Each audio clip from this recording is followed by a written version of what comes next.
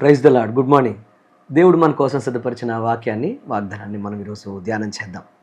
పరిశుద్ధ లేఖనాన్ని మనం తెరచి యెహోషువ గ్రంథం 23వ అధ్యాయము 8వ వచనాన్ని మనం చదువుకుందాం. యెహోషువ గ్రంథం 23వ అధ్యాయము 8వ వచనాన్ని మనం చదువుకుందాం. మీరు నేటి వరకు చేసినట్లు మీ దేవుడైన యెహోవాను హత్తుకొని ఉండవలెను. మీరు నేటి వరకు చేసినట్లు మీ దేవుడైన యెహోవాను హత్తుకొని ఉండవలెను. నా ప్రియ సహోదరి సహోదరులారా, ఈరోజు దేవుని యొక్క వాక్యాన్ని మనం జాగ్రత్తగా గమనిస్తే దేవుడు మాట్లాడుతున్న మాట. ఈ పిలుపు యెహోషువ తన ప్రజలకు ఇస్తున్నాడు. ఎప్పుడు అంటే కష్టకాలం మందు కాదు, బాధల్లో ఉన్నప్పుడు కాదు, కన్నీటిలో ఉన్నప్పుడు కాదు, శ్రమల్లో ఉన్నప్పుడు కాదు, కానీ వారు సౌఖ్యములో, ఆనందములో, విజయానందాన్ని అనుభవిస్తున్నప్పుడు యెహోషువ ఈ పిలుపునిస్తున్నాడు. ఇప్పటి వరకు మీరు ఎంత అద్భుతంగా దేవుణ్ణి హత్తుకొని ఉన్నారో, హత్తుకొని ఉండడాన్ని బట్టి మీరు ఎలాగా వాగ్దాన దేశాన్ని మీరు సొంతం చేసుకున్నారో, ఇక నుండి మీరు సొంతం చేసుకున్న ఈ విజయం, సొంతం చేసుకున్న ఈ భూమి మీ జీవితంలో మీరు అనుభవించాలి అని అంటే, ఇంతకుముందు ఎంత బలంగా దేవుణ్ణి హత్తుకున్నారో ఇక ముందు కూడా అంతే బలంగా ఆయన హత్తుకొని ఉండండి అని ఆయన హెచ్చరిస్తూ ఈ వాగ్దానం చేస్తున్నాడు. ప్రియ తమ్ముడు, చెల్లి, ప్రియ సహోదరి సహోదరుడా, ఈ రోజున దేవుణ్ణి అంటి పెట్టుకొని ఉండడం, హత్తుకొని ఉండడం. చాలామంది జీవితాల్లో ఎందుకు శ్రమలు మరలా పోయినవి తిరిగి వస్తాయి, అనారోగ్యాలు పోయినవి తిరిగి వస్తాయి.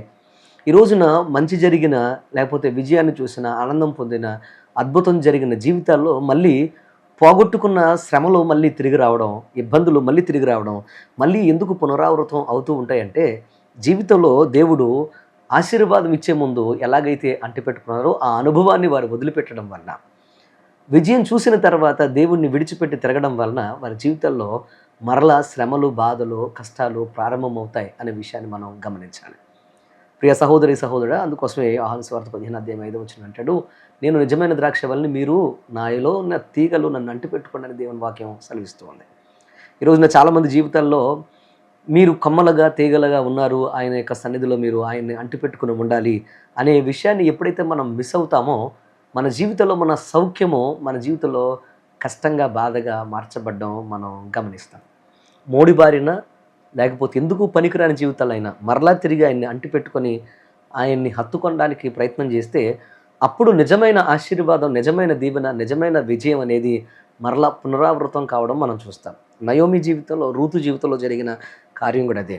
నయోమి దేవుణ్ణి విడిచిపెట్టి సమస్తాన్ని మెల్లమెల్లగా కోల్పోయింది. మరలా దేవుని యొక్క సన్నిధిని వెతుక్కుంటూ రావడానికి ప్రయత్నం చేసినప్పుడు, రూతు కూడా తనతో వచ్చినప్పుడు వారిద్దరు అంటిపెట్టుకొని, ఒకరికొకరు దేవుణ్ణి అంటిపెట్టుకొని వారు ప్రయాణం చేసినప్పుడు వారి జీవితంలో అద్భుతమైన విజయాన్ని, మళ్ళీ పునర్నిర్మాణాన్ని, పోగొట్టుకున్న కుటుంబ జీవితాన్ని, మళ్ళీ ఆ కుటుంబ వ్యవస్థను వారు అనుభవించినట్లుగా మనం గ్రహిస్తాం.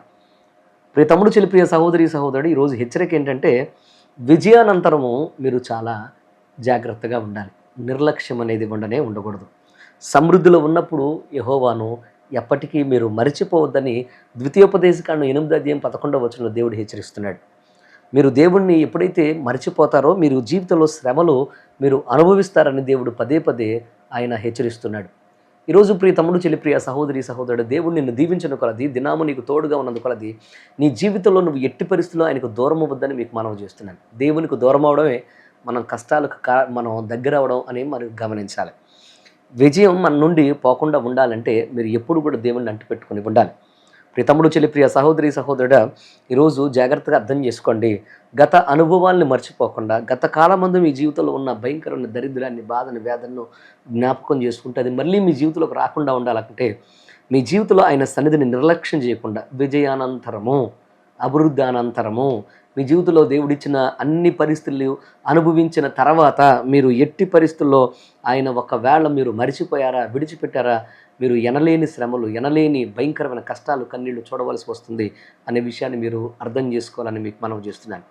ఒకవేళ ఈ రోజున చాలామంది విజయం చదువులో చూసిన తర్వాత, ఉద్యోగంలో చూసిన తర్వాత, వ్యాపారంలో చూసిన తర్వాత, మీరు అనుకున్న దేశం వెళ్ళిన తర్వాత, దేవుడు మీకు అన్ని పరిస్థితులు బాగా ఇచ్చిన తర్వాత మీరు నాకు కుదరదండి ఇప్పుడు నేను దేవుని దగ్గర రావడం, నన్ను అసలు మీరు డిస్టర్బ్ చేయొద్దు, అవసరం అయితే మీరు నన్ను మాట్లాడిస్తే, అవసరమైతే ఇక దేవుణ్ణి వదిలిపెట్టేస్తాను, నిన్ను నీతో మాట్లాడడం వదిలిపెట్టేస్తాను అని అనేవారిని మీరు చూస్తున్నారేమో.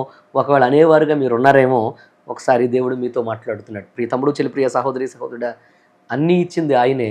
ఆయన ఇచ్చిన దాన్ని నువ్వు చూసి ఈరోజు నువ్వు నిర్లక్ష్యం చేస్తూ ఆయనకు దూరంగా వెళ్ళావనుకో, ఆయన్ని అంటిపెట్టుకోకుండా, ఆయన్ని హత్తుకోకుండా ఉన్నావనుకో, నీ జీవితంలో నీ ప్రతి దినము నీ బ్రతుకులో ఒక్కొక్కటిగా నువ్వు కోల్పోవడం ప్రారంభిస్తావు.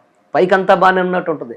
ఆర్థికంగా సమృద్ధి ఉంటది. కానీ ఎక్కడో ఆరోగ్యపరంగానో, ఆయుష్ పరంగానో, లేకపోతే సమాధాన పరంగానో, శాంతి పరంగానో ఎక్కడో నీ జీవితంలో మెల్లమెల్లగా ఆశీర్వాదాన్ని కోల్పోతూ వస్తావు. ఎప్పుడు లేని బాధలు, ఎప్పుడు లేని చిక్కులు, ఎప్పుడు చూడని భయంకరమైన చిరాకులు మెల్లమెల్లగా ప్రారంభమవుతాయి. ఎందుకనంటే నువ్వు దేవునికి దూరమైనప్పుడు సాతాను నీకు దగ్గరైపోతాడు.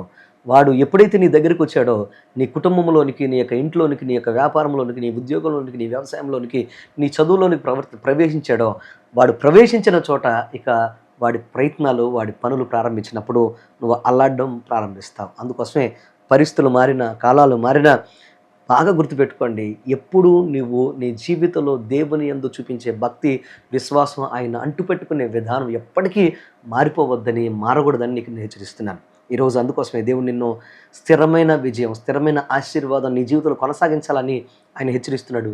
ఆయన అంటిపెట్టుకుని ముందు నిజమైన విజయాన్ని ప్రతి దినం నువ్వు అనుభవిస్తావు.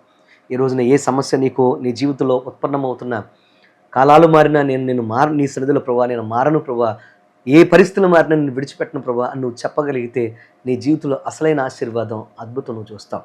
ఈరోజు దేవుడు నిన్ను హెచ్చరిస్తూ ఉండగా, ఆయన నీకు వాగ్దానం చేస్తుండగా, నేను నీతోనే ఉంటాను, నువ్వు నాతో ఉంటావా, నాతో నడుస్తావా అని నిన్ను అడుగుతూ ఉండగా, ఆయన నిన్ను పిలుస్తూ ఉండగా, పిలుపుని అందుకొని ఆయనతో నడవడానికి ప్రయత్నం చేయండి. ఈ దినం నుండి అద్భుతమైన విజయాన్ని మీరు అనుభవిస్తారు. అట్టి కృప దేవుడు మీకు అనుగ్రహించి ఘనమైన సాక్షులుగా మిమ్మల్ని నిలబెట్టును గాక. లెట్స్ పే, ప్రార్థన చేసుకుందాం. మా పరమ తండ్రి నీకు వందనాలు, స్తోత్రాలైనా ఈ ఉదయకాలం ముందు ఎంతమంది అయితే ఈ నీకు వందనాలు వాక్యాన్ని చూసి ప్రార్థనలు ఏకీభవిస్తున్నారు, వీరందరినీ మీరు ఆశీర్వదించండి, దీవించండి. ఎంత దూరంలో ఉండి ఏ దేశం నుండి వాక్యం విన్నా యేసు నామములో వీరి జీవితంలో కృప కలుగును గాక.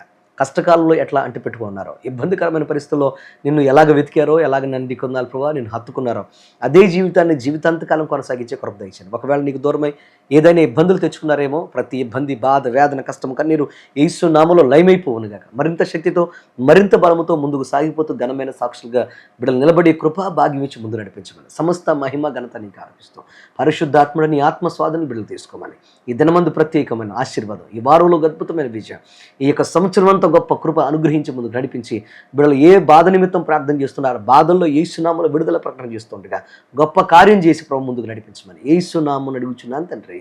ఆమేన్, ఆమేన్, ఆమేన్. God bless you. దేవుడు మిమ్మల్ని దీవించును గాక. తప్పక ఈ వాక్యాన్ని ఇతరులతో పంచుకోండి. ఆమేన్.